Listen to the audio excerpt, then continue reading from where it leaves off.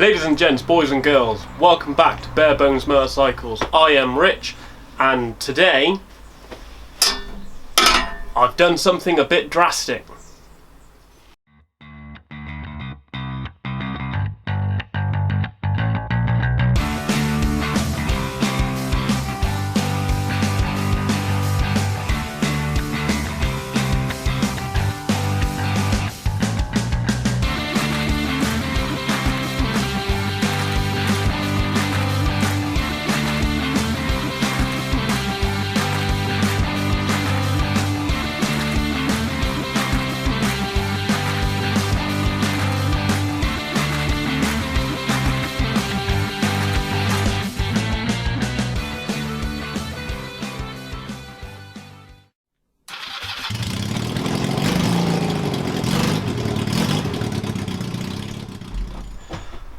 Okay, so it has been a long time since I put a video up. I think it's been nearly 2 months, and there is a very good reason for that.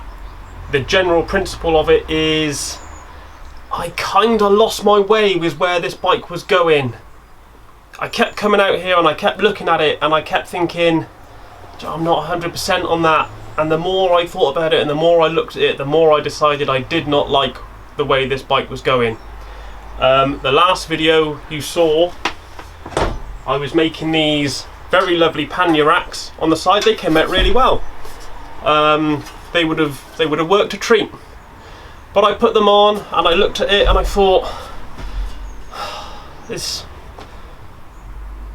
not what I'm really after. I know at the start I said I wanted to make a sort of like a survivalist bike where you could take it camping, sort of thinking more along the lines of like the Walking Dead sort of thing, but I got bored of that.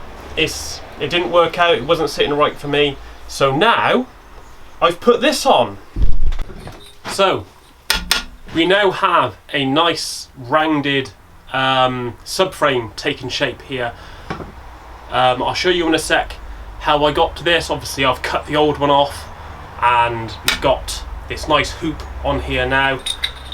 I also have these, so I'll come back to these as soon as you finish watching this little speed frame montage that's about to happen. So hold on to your seats, here we go.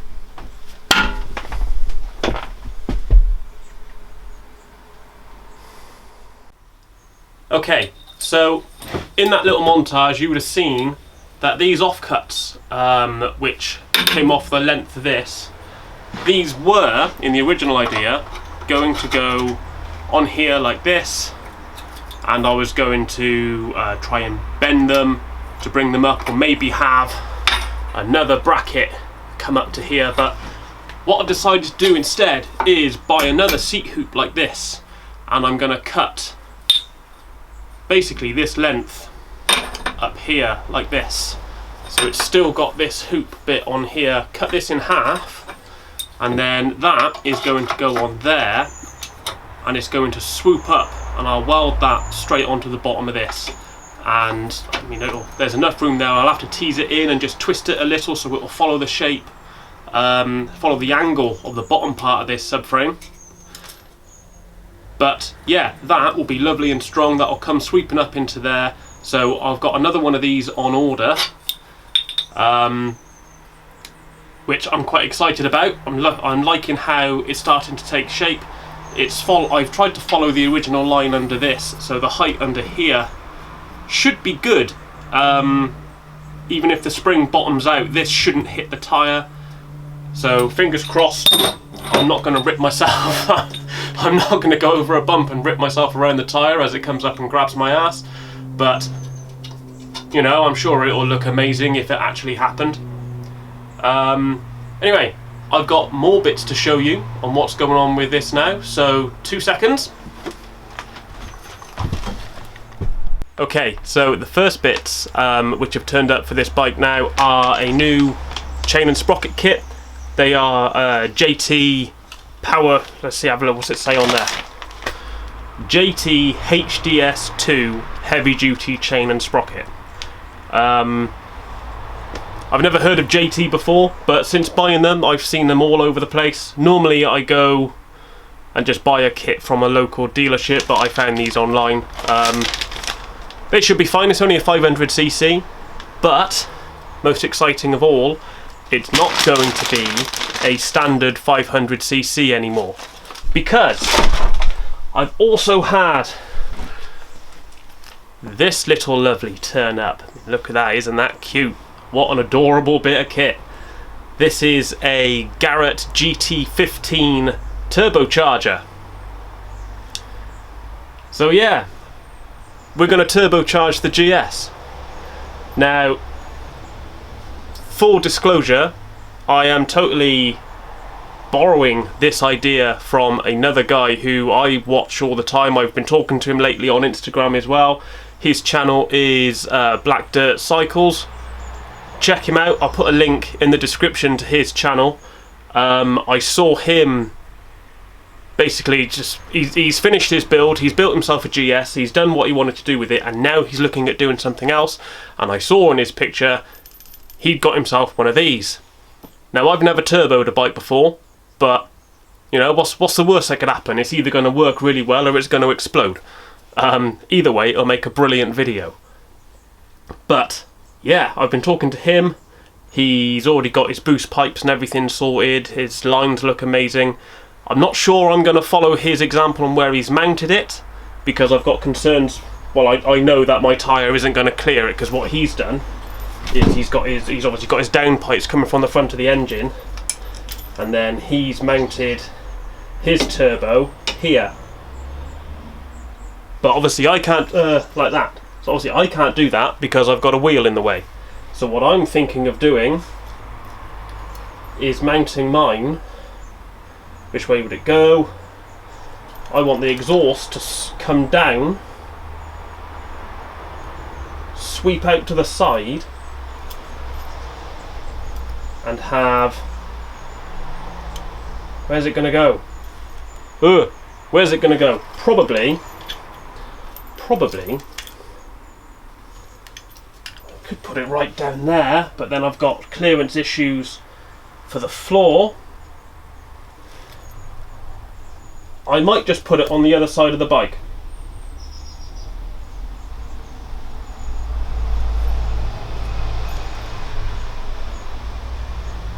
Yes, I'm going to put it on the other side of the bike. Let me just move the camera around and I'll show you. Okay, so I'll have the exhaust, it'll swoop out around here. Do you know, I think I might have issues with this tyre on the front. I might have to go to a smaller tyre on the front. And I shall fit that way about here. So what will happen is I'm going to have to clock the turbo, so I'm going to have to undo the bolts which hold the two shells together, the snail shell castings, undo those and rotate this so that the output of the air side, because you've got an exhaust side and air side, air goes in there, comes out here. I'm going to have to rotate that round so it shoots it back that way, and I'll route the pipes up and around the other side of the bike, and then the exhaust, which comes out of this bit here, will probably just have a little slash cut or something, maybe like 6 inches of pipe coming off. So yeah, it may set fire to my foot. I might build 2 different exhaust systems for it, one being something utterly ridiculous and the other being something more sensible for the road, which I can just swap and change.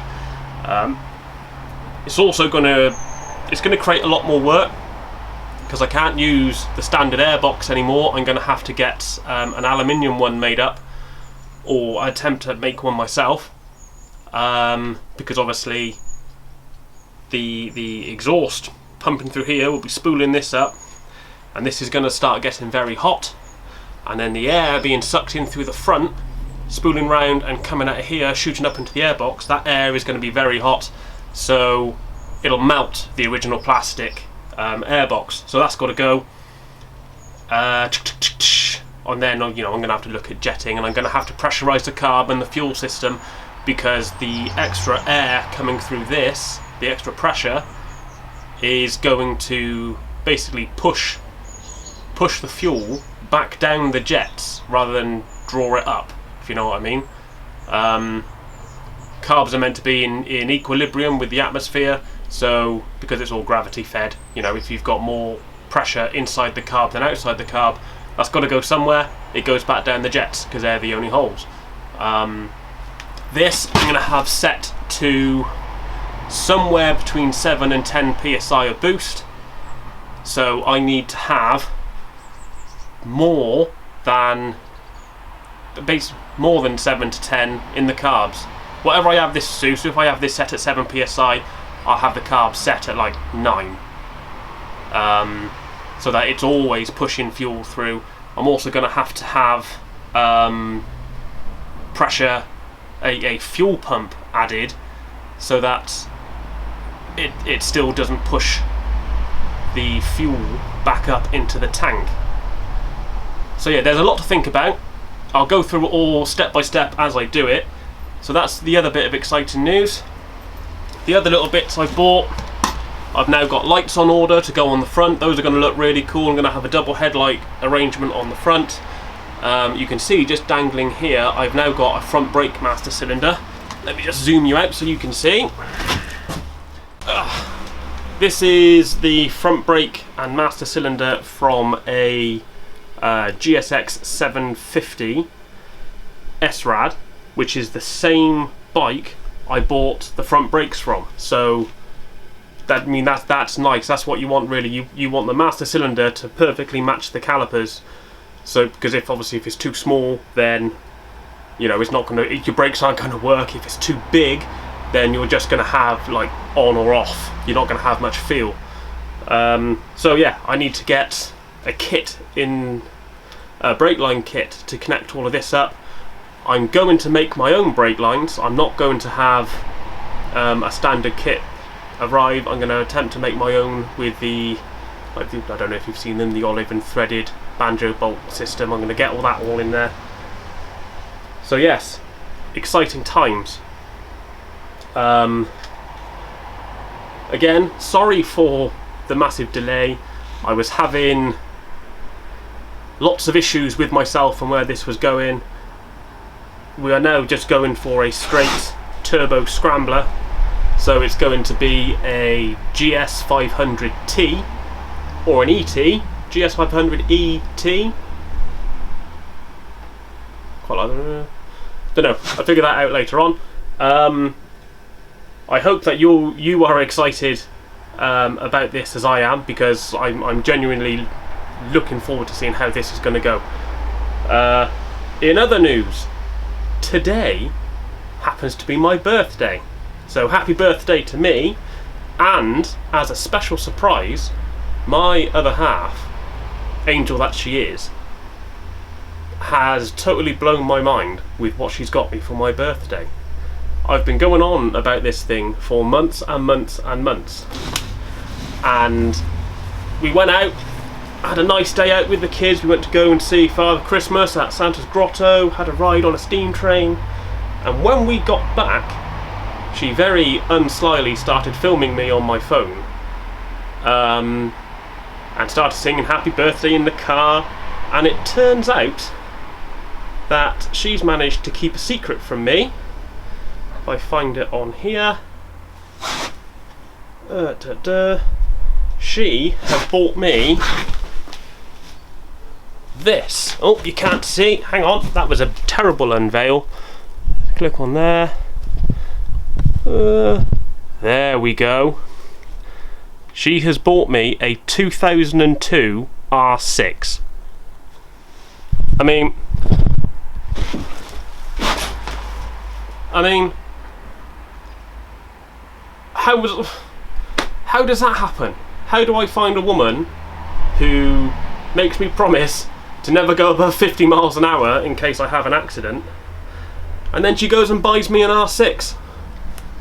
Honestly, she is now on another level.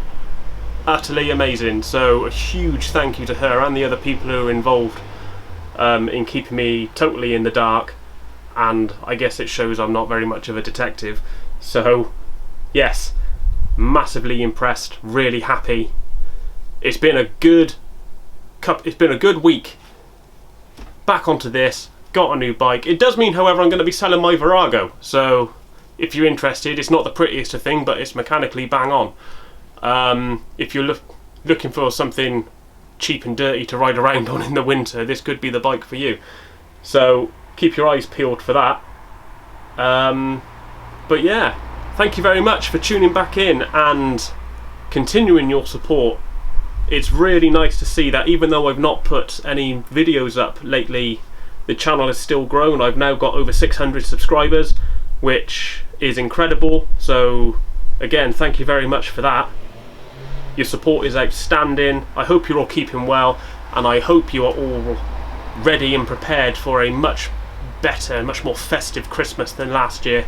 I know I am. My Christmas tree has been up since the second weekend of November.